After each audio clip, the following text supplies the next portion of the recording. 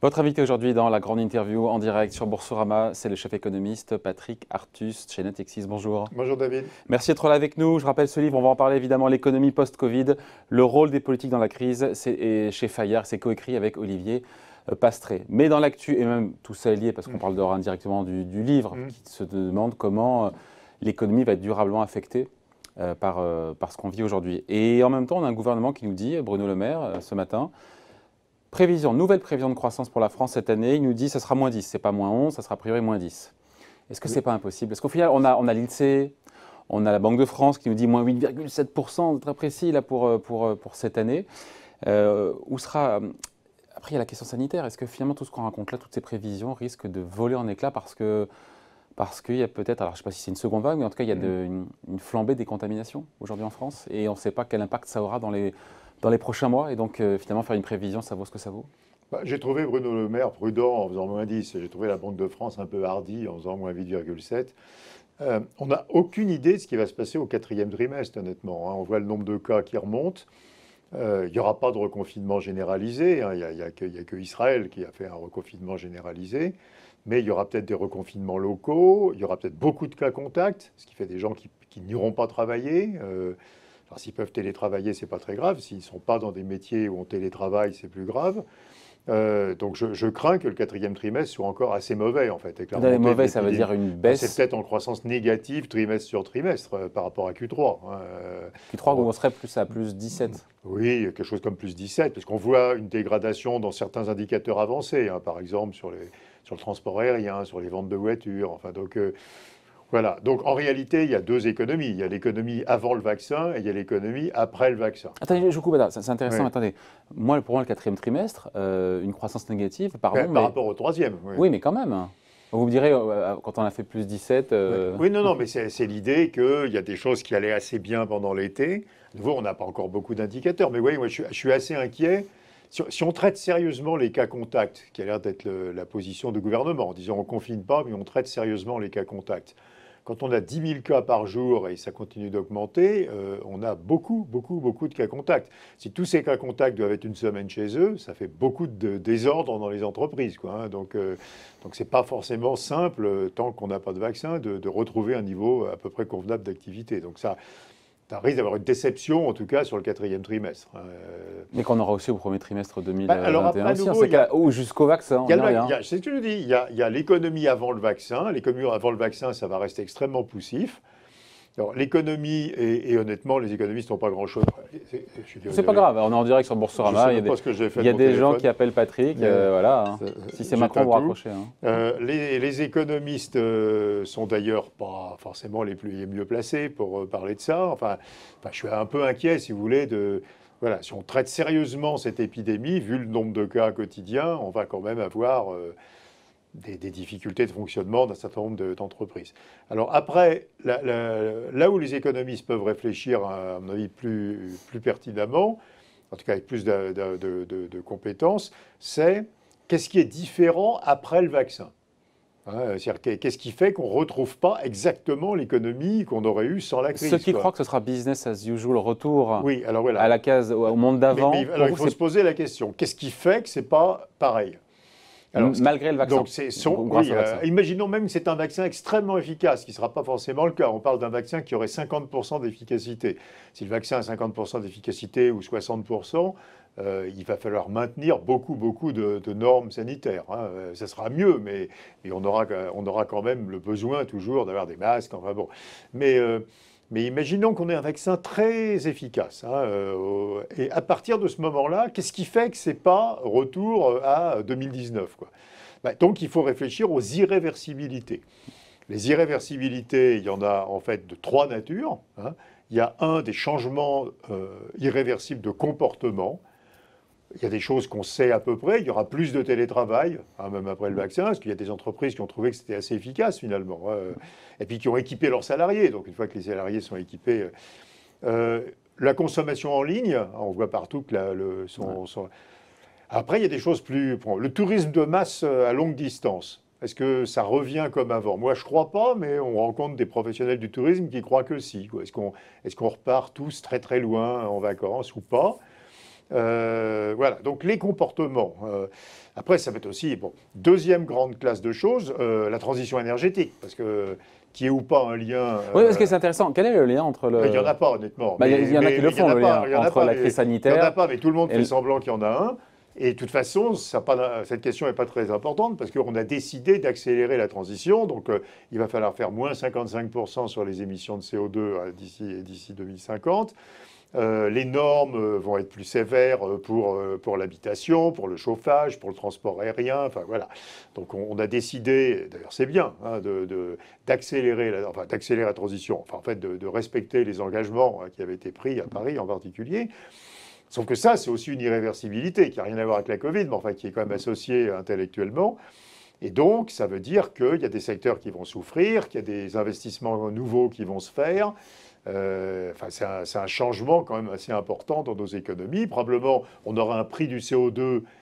Quand vous regardez la littérature académique sur le bon prix du CO2, la fourchette, c'est 80 à 200 euros la tonne. C'est quand même une grosse taxe, quoi. Je veux dire, hein. Donc, c'est pas négligeable en termes d'effet prix, donc sur les structures de la consommation.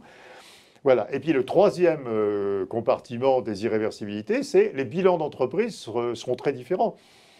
Pendant la crise, même une entreprise qui a retrouvé son chiffre d'affaires d'avant-crise, pendant la crise, elle a perdu des fonds propres, parce qu'elle a perdu ses profits, et elle a pris de la dette. Donc son bilan est moins bon. Hein. Il y a plus de dettes et moins de fonds propres, et donc elle va être moins dynamique. Alors sans aller jusqu'au fameux zombie, quoi. Une entreprise va être moins dynamique, elle va moins investir, elle va moins embaucher, elle va moins se développer à l'international. Mais c'est un peu plombant ce que vous nous racontez là, Patrick. Il y a un consensus assez général chez les économistes pour dire que même après le vaccin, la croissance potentielle de long terme sera plus basse qu'avant la crise. De combien? Donc il y aura ce qu'on aura détruit, qu'on n'aura pas retrouvé, et il y aura ce qu'on ne retrouvera jamais. Il y a les changements de comportement, la dégradation des bilans, et puis quand même les très grands effets du verre. Quoi. Je veux dire, il faut se rendre compte que ce n'est pas innocent. Changer de source d'énergie, devoir dépenser beaucoup d'argent dans l'isolation des bâtiments, jeter les chaudières au fioul, les stranded assets, c'est-à-dire tout le capital qu'on avait et qui finalement ne servira pas. Des réserves de pétrole qu'on ne produira pas, des centrales au charbon qu'on va arrêter. Mais c'est bon pour la planète, on sera en meilleure santé, et il y a un cercle vertueux qui va s'enclencher aussi. Hein. Je dis que ça détruit du capital dans un premier temps. Et donc, quand on détruit du capital, on perd du PIB. Quoi.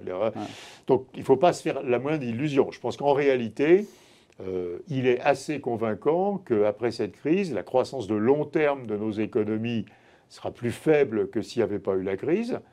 Alors, il y a une espèce de consensus des économistes vers 1,5 point par an, de croissance en moins, mais on n'en sait rien, honnêtement.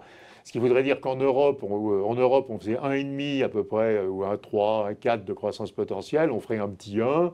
Qu'aux États-Unis, on faisait un gros 2, on ferait un gros 1,5. Avec une asymétrie sectorielle très forte aussi. C'est-à-dire qu'en fait, mais ça il y a la moyenne et puis il y a la dispersion. Oui, alors ça aide pas, parce que c'est aussi une des causes, parce que une récession bête, c'est tout le monde va mal, puis tout le monde va bien. Tout le monde. Voilà. Et alors, on a un remède très simple à la récession bête, c'est le chômage partiel à l'allemande, qu'on a tous décidé d'utiliser. Évidemment, on appelle le Kurzarbeit. Parce que si toutes les entreprises vont mal puis vont bien, le plus efficace, c'est la solution européenne, c'est pas la solution américaine, c'est de maintenir l'emploi. Parce qu'ensuite, les salariés reviennent à l'emploi dans leur entreprise.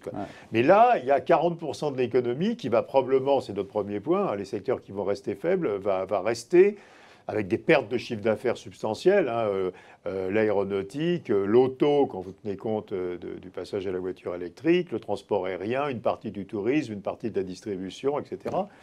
Et une partie de la promotion immobilière, puisque tout ce qui est bureau. Et donc, cette partie de l'économie va parvenir. Donc là, le chômage partiel n'est pas la bonne arme, puisque les salariés vont devoir changer de secteur. Donc cela, il faut les former, c'est ça. Et si on sait bien le faire, comme on sait que savent faire un certain nombre de petits pays nordiques, par exemple la Suède, le Danemark, etc., c'est pas très grave. Si on ne sait pas bien le faire, ça crée du chômage dit frictionnel, c'est-à-dire des gens qui perdent leur emploi chez Air France, j'invente, et qui ensuite ont beaucoup de mal à en retrouver un autre. Et qu'est-ce qu'on fait pour ces gens-là? Il faut leur donner des compétences, les former. Il faudrait être capable de ce que font les systèmes de marché du travail dans les pays d'Europe du Nord, c'est-à-dire immédiatement faire un bilan de compétences, immédiatement trouver quel est à peu près le prochain emploi de cette personne et immédiatement mettre en place une formation.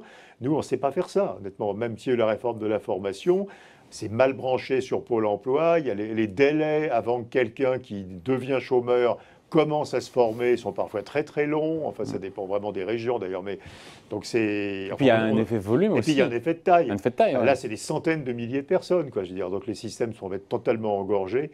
Donc voilà. Et alors en plus, ça pose une question. C'est à nouveau, le chômage partiel est extrêmement bien adapté pour une entreprise qui va récupérer son chiffre d'affaires d'avant. Ouais, ça n'empêche pas, comme je l'ai dit avant, que le bilan de cette entreprise soit dégradé, mais elle aura besoin de tous ses salariés. Donc il est efficace de les garder en lien avec l'entreprise.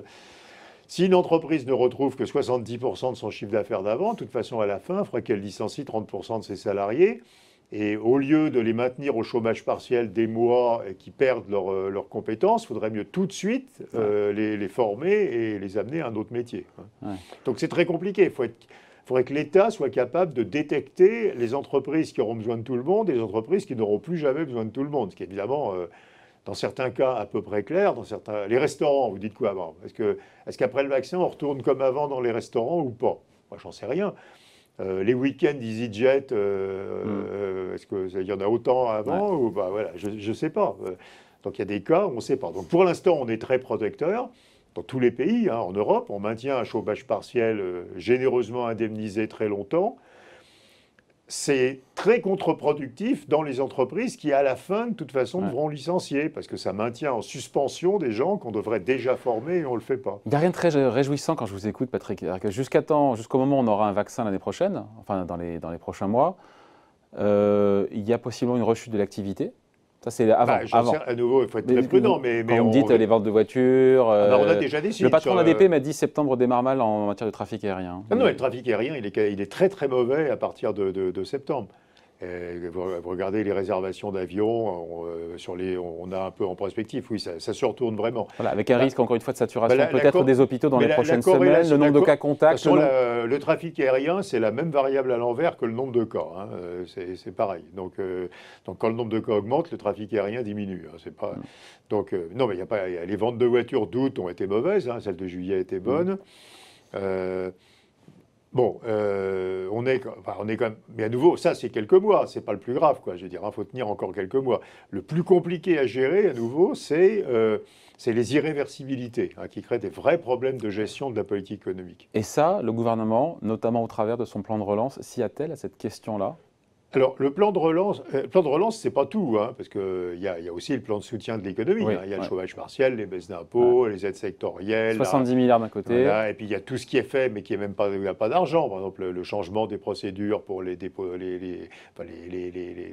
procédures pas de dépôt de bilan, mais on appelle plus ça comme ça, de redressement judiciaire. Ouais. Voilà. Donc il y a plein de choses qui sont mises en place qui ne sont pas du tout le plan de relance. Non, le plan de relance, il a un autre objectif, c'est de corriger des problèmes structurels. C'est pas je trouve bizarre, si vous voulez, qu'on ait tous débat sur combien il y en a qui sera mis en œuvre dès 2021.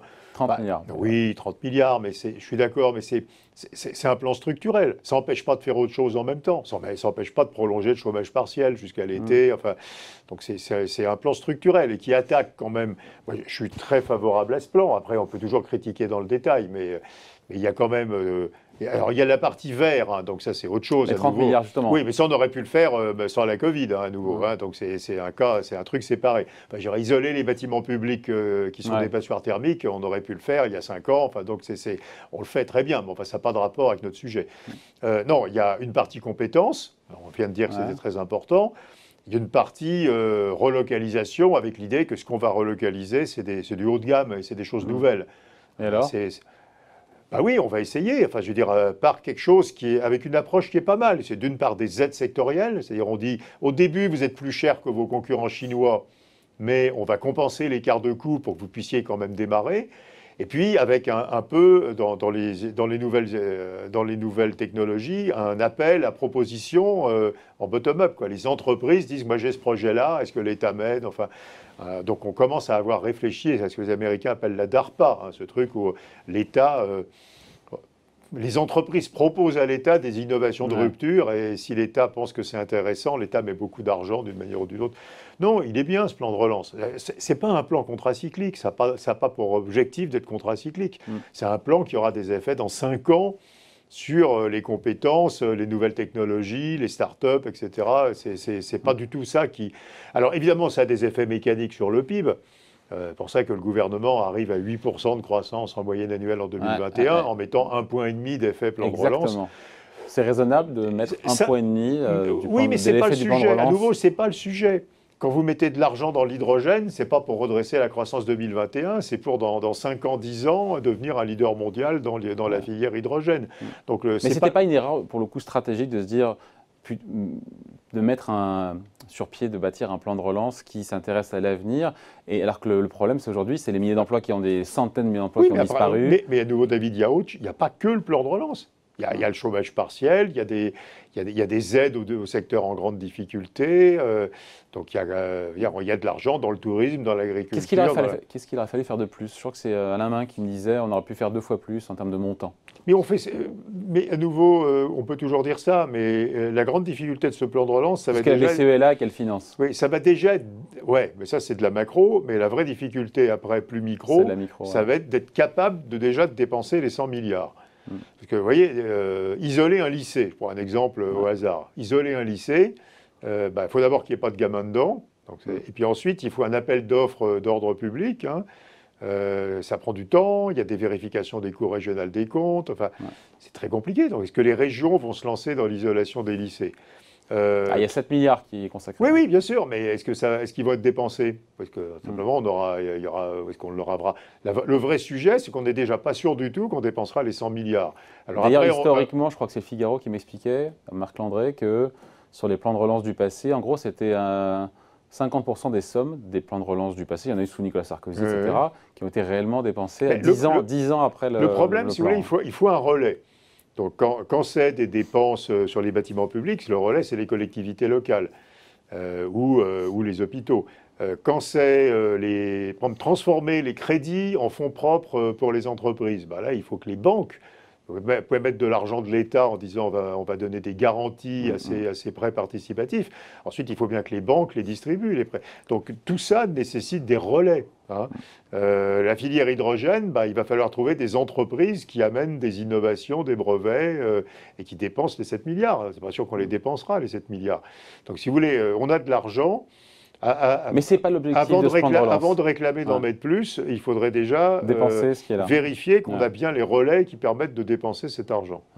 Pour clore là-dessus, quand la Banque de France nous dit, c'était un début de semaine, on reviendra à notre niveau d'avant-crise en termes de prospérité début 2022, vous en pensez quoi au vu de tout ce qu'on a dit jusqu'à présent? C'est-à-dire que de l'incertitude sanitaire sur cette fin d'année. Oui, parce que le niveau de PIB d'avant-crise, on peut le retrouver début 2022. Oui, c'est pas complètement... Enfin, on va se battre pour un trimestre, quoi. Mais oui, le vrai sujet, c'est que c'est pas ça. Le vrai sujet, c'est pas le niveau de PIB d'avant-crise, c'est le niveau du PIB qu'on aurait eu s'il n'y avait pas eu la crise. Celui-là, on va jamais le rattraper, et non seulement on va jamais le rattraper, mais on va en être de plus en plus loin. Ce qui pose d'ailleurs une question très intéressante pour économistes, c'est... Donc il y a une facture. Alors on aurait dû avoir... On a perdu quoi? 3 ans, donc de 2020, 2021, oui, 2022. Mais ensuite, si vous êtes 3 années à 1,5% de croissance, on a perdu quoi? 5% de croissance? On dit que en 2000, je ne sais pas ce que vous prenez. Si vous prenez la France en 2020, si on dit qu'on est à moins 10, on aurait dû être à plus 1 quelque chose. Donc on a perdu 11 points. En 2021, si je crois le gouvernement, on va être à plus 8, donc on récupère 7 points, donc on est à moins 4. Et à partir de là, on a un demi-point de croissance de moins que ce qu'on aurait dû avoir dans le long terme. Donc ça fait moins 4, moins 4,5, moins 5, moins 5,5. Donc on est toujours en dessous de ce qu'on aurait dû avoir. Entre le conjoncturel et le structurel. Voilà. Et donc, il y a une question très intéressante qui est qui prend la facture? Puisqu'on a moins de revenus globalement et de plus en plus que ce qu'on aurait dû avoir. Aujourd'hui, la facture, elle a été prise presque entièrement par l'État. L'État français va mettre 10 points de PIB de déficit public en plus, et on vient de calculer qu'on perdait 11 points de PIB. Donc en gros, l'État a pris, cette année, prend 90% de la facture. Et le reste, il est surtout pour les entreprises. Mais après, ça va changer. C'est-à-dire que l'État va quand même progressivement se désengager, il va en faire moins. Les entreprises vont restaurer leur profitabilité très très vite, comme elles le font après chaque crise, et donc progressivement, ça va basculer sur les salariés. Et sur les banques d'ailleurs, mais c'est petit, surtout les salariés. Donc en fait, on va avoir un transfert de la facture, qui est d'abord et surtout État un peu entreprise, vers moins État, plus entreprise et beaucoup plus les salariés. Hein. Donc la perte de gâteau, hein, en gros, elle va être distribuée différemment. Donc le pire est à venir donc pour les ménages. Oui, mais alors, est-ce qu'on a envie de faire autrement? L'État, il ne va pas pouvoir prendre toute la facture jusqu'à la fin des temps. Enfin, juste, la BCE est gentille, mais enfin, ça va pas. On ne peut pas non plus penser que l'État prend toute cette perte de PIB. Ça voudrait dire que la dette publique explose jusqu'à la fin des temps, que la quantité de monnaie explose. Les entreprises, il vaut mieux qu'elles restaurent leur situation de profitabilité, parce qu'il faut qu'elles puissent réinvestir. Donc malheureusement, d'un point de vue normatif, c'est mieux que ce soit les salariés qui prennent la facture. Alors les salariés et les retraités, parce que probablement les systèmes de retraite vont aussi devenir moins généreux. Enfin, il y aura un peu qui sera pris sur les retraités aussi, sur les ménages, quoi. Ce qui peut être choquant après, peut-être je finis sur cette question de la redistribution. Là, on parle des revenus. Dans le même temps, les politiques monétaires vont faire monter violemment les prix des actifs. Donc on va avoir un très fort enrichissement patrimonial au moment où on perd globalement du revenu. Pour ceux qui en ont. Oui, pour ceux qui l'ont déjà. Enfin, en gros, c'est intergénérationnel. Donc les jeunes qui doivent se constituer un patrimoine vont le payer trop cher, et les plus vieux qui ont déjà un patrimoine vont s'enrichir. Ça va choquer. Hein, qu'il y ait à la fois du chômage structurel, du chômage de transition d'emploi en fait, hein, des salaires qui n'augmentent pas beaucoup, une perte globale de revenus, et un gros enrichissement patrimonial, ça c'est quelque chose qui va être choquant. Pour le lien social, c'est sûr que c'est... on va en parler, je pense, de cette opposition-là. Hein, ça peut être un sujet pour la prochaine présidentielle, ça d'ailleurs. Oui, mais ça va être très clair, si vous voulez, qu'au moment où je ne connais aucune entreprise qui pense augmenter ses salaires l'année prochaine, quoi, hein. Donc vous allez avoir gel des salaires, vous allez avoir plus de chômeurs, et dans le même temps, vous allez avoir sans doute... une stagnation de la valeur des retraites. Et puis dans le même temps, vous allez avoir un très gros enrichissement patrimonial, hein, sur les actions, sur l'immobilier. Donc effectivement, en général, j'aime pas les hausses d'impôts, mais quand même taxer les plus-values en capital imméritées, augmenter l'impôt sur le revenu des ménages, c'est pas très intelligent, mais là, on va avoir de la plus-value en capital immérité liée à la politique monétaire. Ouais. Donc ça, c'est quand même quelque chose qu'on peut regarder probablement. Ouais. Donc peut-être le moment de retravailler sur la différence entre une plus-value réalisée au bout de 6 mois et une plus-value réalisée au bout de 20 ans. À plus long terme. Ouais. Avant de se quitter, Patrick, juste un petit mot de la Fed et le très intéressant. La Fed hier soir qui a dit que l'économie américaine finalement s'en sortirait un petit peu mieux cette année que l'an dernier, avec une baisse du PIB de moins 3,7% contre moins 6,5%, c'était la prévision de juin dernier. Mais évidemment, le rebond par ricochet serait moins fort l'an prochain aux États-Unis. Vous en pensez quoi? Parce que moi, en filigrane, ce que j'ai compris, c'est que c'est dans ces nouvelles projections d'inflation, on est à 2% en 2023. Donc j'ai compris qu'en gros, il n'y a pas de hausse de taux avant 2023. Il y a deux questions. Mais c'est plus que ça. C'est que la Réserve fédérale est passée à ce que les économistes, je crois même qu'on en avait parlé ici même, qui est, alors qu'on peut appeler soit le price level targeting, soit l'average inflation targeting. C'est pareil. Donc pour faire simple pour vos auditeurs, David, avant, quand on avait l'inflation à 1, l'objectif c'était de revenir à 2. Ouais.